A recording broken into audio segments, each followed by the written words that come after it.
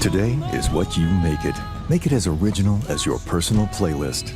Only Community Coffee is made with 4 generations of family care and responsibly sourced premium coffee beans, expertly blended and roasted to rich, smooth perfection. Visit communitycoffee.com to learn more and make it great. Make it community. Pick up our signature blend dark roast at your local grocery store today. Hey, Keith, good morning. Thanks for taking some time. How are you?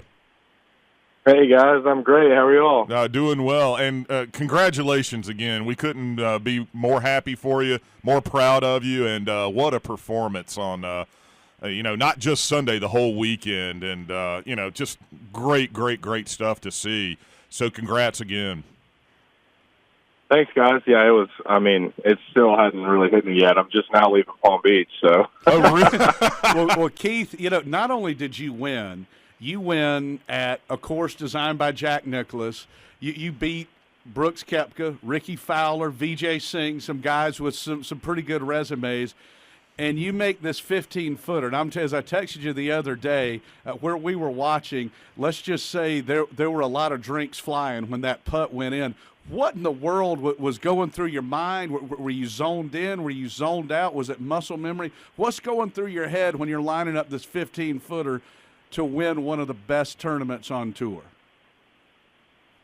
It's kind of crazy. I was walking up, and I knew exactly what the putt was going to do before I got to the green, because that whole green slopes left to right. The grain goes left to right. It was the read. I knew what the putt was doing. But once my head started thinking, man, this is that putt. This is the putt you've always wanted. And once I started getting in that mind frame, I was like, I got to go back to the basics, because that's what, when they talk about dealing with adrenaline and dealing with the pressure, that's when it starts to take over. So, I knew what the putt was doing, but I asked my guys, so the grain going left or right? And it was an obvious question. I never call him in on putts like that. That's when he knew. He was like, yeah, it's going left to right, brakes looking left to right. So we just try to get our mindset back into what was actually going on with the putt instead of what was going on around me. And I was able to do that, went through my routine pretty simply, and right when I gripped the putter to put my hands on the putter behind the ball, I couldn't even feel the putter. And at that point, it was just kind of like, all right, this is it. And I just hit it. And I looked up, and it was the perfect line the whole way. And I was just so pumped to see it go in. Like I told you, I came out of my chair. I know a lot of folks did. Man. It was incredible. And Dan Hicks had said that I guess it was one of the announcers said they saw you staring at the leaderboard on the 18th tee. So, you knew, what was there, that if you parred the hole, it was going to be a playoff with Ricky and Brooks. So you knew all that going in. Some guys say they don't like to look at the leaderboard and that kind of thing. But what do you do when you're in those situations?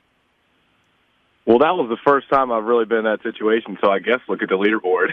Well, I guess I meant, in other tournaments, not necessarily that one, but, do you right, like to be aware of the situation and that kind of thing? Well, I tell you what, I thought VJ was at 7, because when I looked at the leaderboard on 18, he was at 7.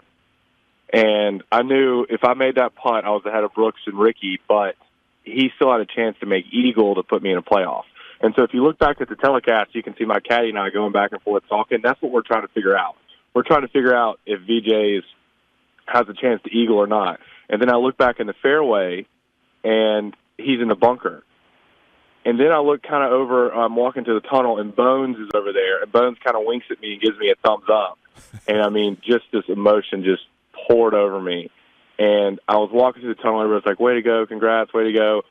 And it kind of sunk in, it wasn't official, but it was official. Yeah. And then I turned around I walked over the bridge and turned around, and all my friends and family were there, and it was so cool. That's awesome. Well, and you talk about making the putt. I think we all did this as kids. All right, this putt to win the Masters. If I make this free throw, all right, we're going to the Final Four. Whatever it is. But Keith, you actually find yourself in that position, and just the way you were able to cash in.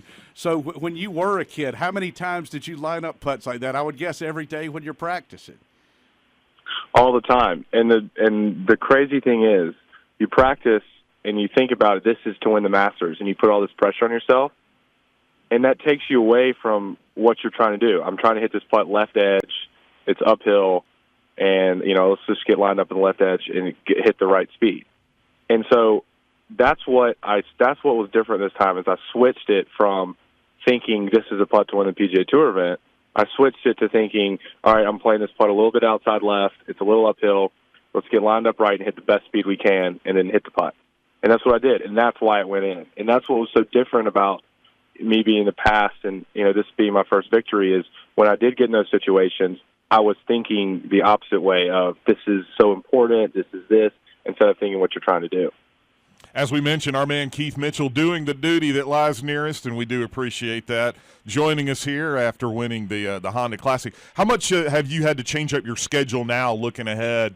Were you already going to be like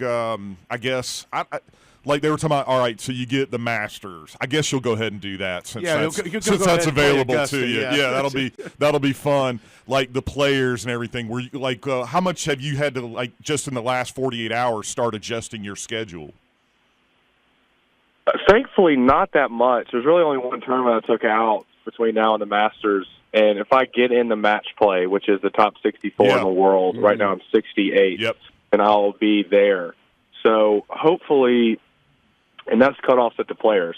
So hopefully in the next couple weeks I play well at the players, get in the match play, and then it's all good going from there because I'll have San Antonio and then Augusta and then RBC. So I might play 4 in a row because I'll definitely play Hilton Head near Sea Island. And then everything else starts getting crazy after the PGA Championship because it's, the U.S. Open and the British Open, and I'm not guaranteed in those yet. I think it's top 60 in the world. So up until the PGA, we're pretty set, but after that, it's a little up in the air. Keith, being a Georgia Bulldog, growing up in Chattanooga, living in Sea Island, obviously the win was first and foremost, and the money and the exemption. But at the top of the list, too, to know you're going to be playing at Augusta National, that had to be one of the biggest perks from the win on Sunday.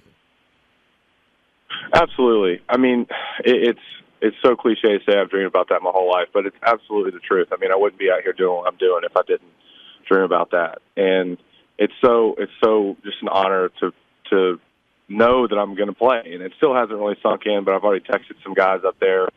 Fellow member Jeff Knox up there, who was too kind to talk to me about trying to get up there and play a practice round, and just having that text is just so cool. But I tell you what, the best thing about it was just the feeling between the time the ball went in the hole and the time I grabbed it out of the hole. I mean, you take the money, you take the prize, you take the fame.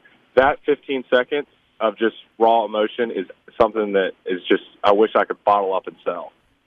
Can't even imagine. Like I said, it was so cool. Plus, your man Crunchy Pete gets to keep the flag, right? So he gets that. Yeah, I was doing the media stuff.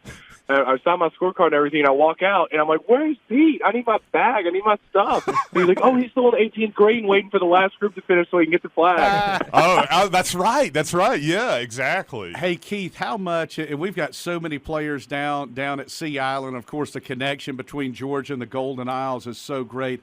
Talk about your training there. I know there's a doctor down there named Mo Pickens, and a lot of our Bulldogs down there have talked about the great work you've put in just practicing. What has that meant for you? So to play for Coach Hack and the University of Georgia and then to further enhance your game at Sea Island, kind of talk about those things for us. Well, I moved down there kind of for the same reasons I went to Georgia, just because of the guys around the program, the guys that are great mentors and influences on me, because I need that around me. I need a good team. I need a good support system around me to really succeed, and you have that at Sea Island. There's 12 guys now on the PGA Tour just this year that have PGA Tour status that live in Sea Island, and that doesn't count all the people that have Web.com Tour status and Canadian Tour status and all the other mini tours. That's 12 guys on tour. So it's really incredible what you can do on a day-to-day basis down there with the best in the world, and that's really what's prepared me for these moments. It's a tough club championship, I tell you. I was going to say, yeah. No doubt. Hey, we were talking about the bear trap, and, the shot you hit on 15 was, no one else was even getting close to that pin. But they talk about how difficult to finish that is. You handled it really well, and I even noticed on Thursday that you made up some ground then too. Does that stretch of holes just fit your eye? I mean, what was it about that part of the course that you really seem to excel on? I tell you what, I played those holes so conservatively, and if you think about it, the greens are so small that if you just hit the middle of the green, you're going to have a birdie putt. And that's what I tried to do the whole time. Was I had like the spot on 15, I tried to hit every day. The spot on 17, I tried to hit every day. And if you did that, the longest putt you were going to have was 15 to 20 feet. So I never even looked at the flags on 15 and 17. We looked at the front number, we looked at our carry number, and we looked at our land number. And that was all we did. And it didn't matter where the flag was. And if you hit a great shot, you might have hit a little closer. If you hit a poor shot, you might have had 30 feet. But all in all, it was very simple down there because if you try to flirt with those flags, you have such little margin for error. Keith, we were all, everybody was texting back and forth again, just celebrating on Sunday, and I hope you know how many people, how many Georgia fans were going nuts cheering for you and your coach Chris Hack. I texted with him and he told me, he said, JD, I'm in tears, and I know how much it means to so many people, and I'm sure you've got an idea of that. And now to join not just the Georgia Golfer Fraternity and the Georgia Golfer Fraternity on tour, but now you're a Georgia Tour winner. Has that sort of thing sunk in for you yet? Not really. I mean, I've always looked up to those guys so much, and they've been such a good influence on me, and they've accomplished so much that just the fact that I can stand there and say I got a victory is it's crazy. I mean, being back in that locker room at Georgia, messing around with Coach Hack and Coach Douglas, just cutting jokes, and then now standing here with a trophy is just insane. So when do they put that check in your account? Today. Yeah. They might have done it while I'm on the phone. It might have hit while I've been on the phone. I need to hurry up and get off the check. Oh, nice. Man, that's nice when your bank account doubles, isn't it? Exactly. Yeah, pretty much. Maybe more. Oh, that is fantastic. Hey, by the way, one more question on 18. So if you're in the fairway on 18 instead of that bunker, what's your play if you're at that same distance in that situation? Go for it. Oh, I'm 100% going for it. I'm always going for it. I knew you were, but I didn't know, like what that distance would have been from that bunker to, or from where that bunker is to the green. What was that distance? I mean, if I wasn't on the front lip of that bunker, I would have gone for it from the bunker. Right. I mean, I had 180 front and probably 1 or 205 hole, which is, with that green and that wind, is the 6-iron. Right. So I would have 100% gone for it. And I remember walking up and seeing my lie, and I told Pete, my caddy, I was like, man, we're going to have to do this the old-fashioned way. I haven't had to lay up for a par 5 in years. You haven't laid up in a par 5 since you were like 7 years old, right? I know. Yeah, not on purpose, at least. So, Keith, this also is going to mean this fall at Sanford Stadium, I'm sure you're going to get recognized. I mean, how cool is that going to be when you get out there as a tour winner back between the hedges? I tell you what, I've sat in those stands for, I guess it was 3 years, watching football games in the fall and seeing all my buddies down there getting recognized for playing on the PGA Tour. And I was like, God, I just want to be down there so bad. So I can't wait. I can't wait to pick out what game I want to be there. Well, I didn't know if you were going to be coming to the Notre Dame game. Obviously, I mean, I guess it depends on the schedule and everything too. But man, there's going to be some good ones to come to, and we can't wait to see you. That's for sure. And I know you're excited about getting back. The fall schedule hasn't come out yet. So when that comes out, I'll make sure to make my tour schedule around my football schedule. There you go. That's right. Absolutely. By the way, do the guys, and I say the guys on tour, majority, do y'all like that the PGA, they're moving the PGA Championship and that kind of thing? Oh yeah. I mean, it's just to not have to compete with football is incredible. I'm watching football over golf, and I play golf. So that's just the game. That's just the nature of the beast. And I think all the executives on the PGA Tour and the PGA and everything I think they did a great job because baseball, nobody's in their prime in August. It's our championships, our finals, our playoffs are in August now.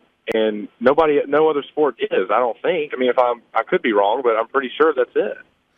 Well, Keith, it's just unbelievable. And again, what you did just for the Georgia people, we take such pride in watching you guys go out and succeed. And you certainly, obviously, made a name for yourself as one of the greatest players in Georgia history.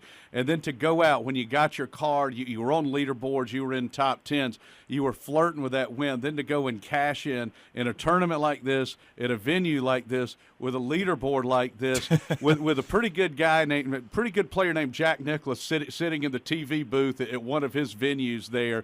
You picked a great one to win, my friend. Guys, I would have taken any of them to win. Don't get me wrong, but you're right. This one was pretty special. Keith, thanks so much. We'll look forward to seeing you over at Augusta and when you get back closer this way and when you get into Athens. Thanks again for taking time, and congratulations again on the win. We are so, so happy for you. Well, guys, thanks for having me on. I really appreciate it. All right. Thanks, Keith. Keith Mitchell.